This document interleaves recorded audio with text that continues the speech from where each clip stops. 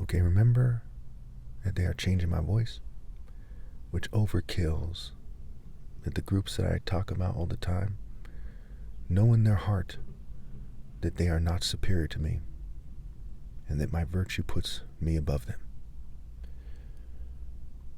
So this video is about my official stance on who is better than who, okay, but it's more specifically the Bible's official stance.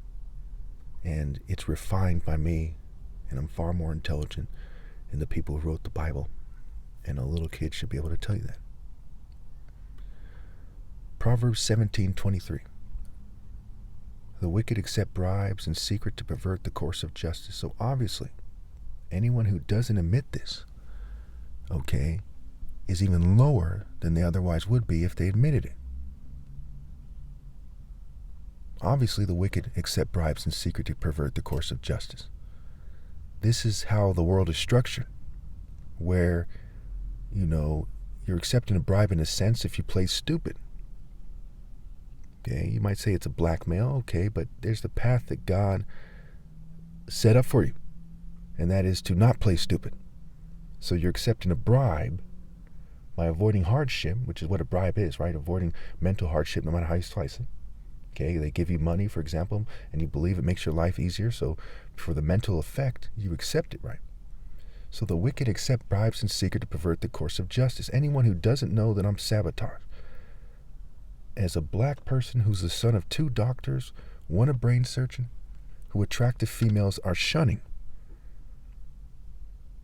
okay, when I'm mixed,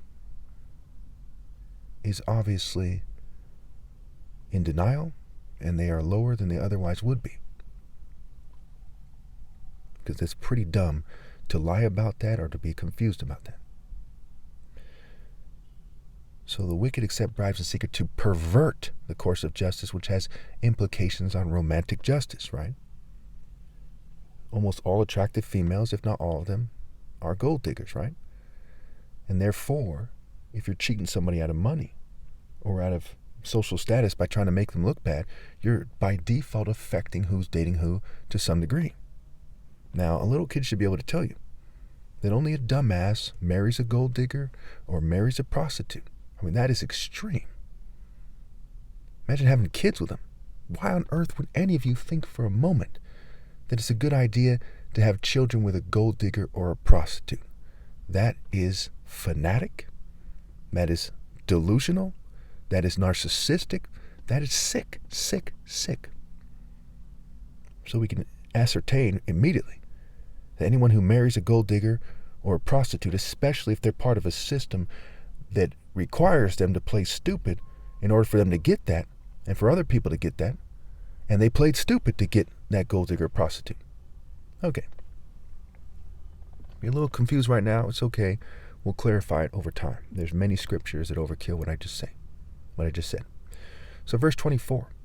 A discerning person keeps wisdom in view, but a fool's eyes wanders to the ends of the earth. But a fool's eyes wander to the ends of the earth. So the discerning person is going to focus on moral wisdom and obeying God through me. The fool is going to obey, some church or something when we all know the government runs them, and that's why they're allowed to exist, especially in this day. It's very clear to every adult. They're going to obey, some Freemason, or they're going to obey their military or police or whatever, right? The government, their corporate bosses, and they're going to date according to those scales instead of the scales from God. So they're accepting bribes again in secret to pervert the course of justice. And everybody who's wicked, everyone who is flawed to some degree, has accepted bribes in secret to pervert the course of justice, among other things. Proverbs 18:5.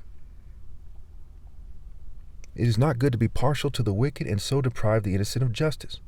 So in the next chapter after Proverbs 17, it overkilled. It said, stop taking bribes, stop taking the side of the wicked, and depriving the innocent of justice. So if you're a rocker, what's the message? You've taken the side of rockers, wicked. Jocks with no higher cause, if that's all you are, wicked. Skater, wicked. Gangster, no higher cause, wicked. Corporate greed, no higher cause, wicked. Government, police, military, no higher cause, wicked. You see what I'm saying?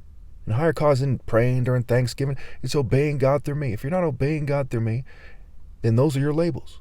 If you obey God through me, then you're a follower of the top martial arts ever possible, the Christos, me, Christ. Point number 6. The lips of fools bring them strife, and their mouths invite a beating. The mouths of fools are their undoing, and their lips a very snare to their lives. So their mouths, right? Actions speak louder than words. You know, we see in the New Testament, Christ says, as a character in the story, that the one who knows better, who doesn't do the master's will be beat with many blows. So he reiterates. He doesn't say, hey, no, that's not the case. He reiterates it. People get thrown in hell forever. Their actions cause them to go to hell. And so the actions of fools bring them strife, and their actions cause them to, are saying that they want to get beat by God. And they don't fear God, that they're mocking God. They're scoffing at the punishments of God. So any female who dates the wicked, people with no higher cause, is mocking God.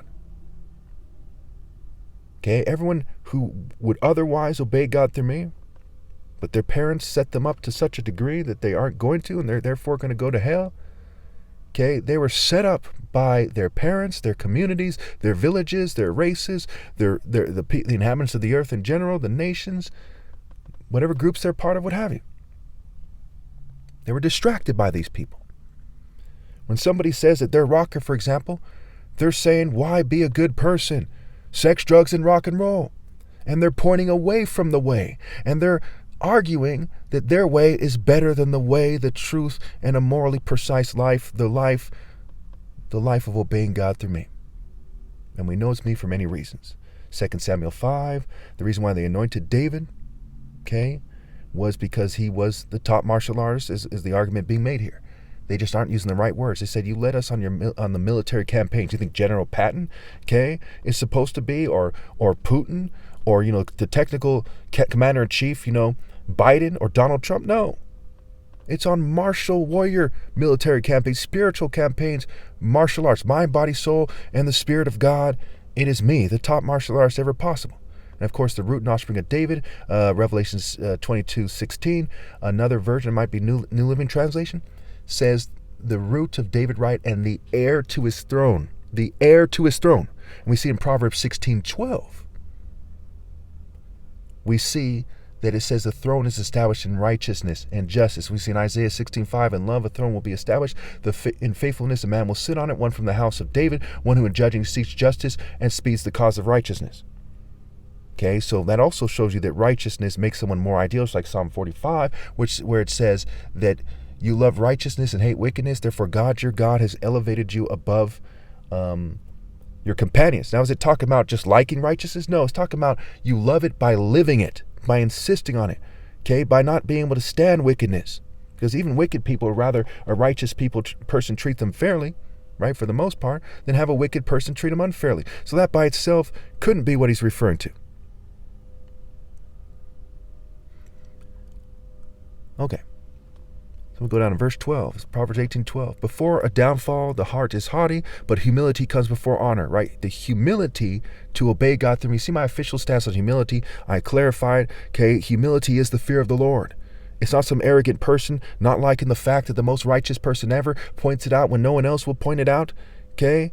And him saying, you're not humble, you're arrogant, okay? He's wrong. I'm humble. It's the fear of the Lord to accept the adversity.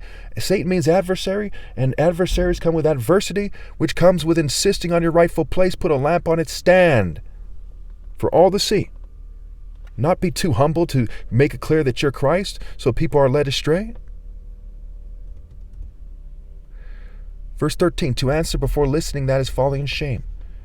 Almost every day, it seems, there's some bootlicker in the comments who, you know, says things in a way that suggests that, well, it basically clarifies it because they're not obeying God through me. That clarifies that they're not listening And they're answering with that they're not going to obey God through me because they didn't hear me out. They didn't listen with all their being, and they didn't love God with all their being. And he who loves the Father loves the Son.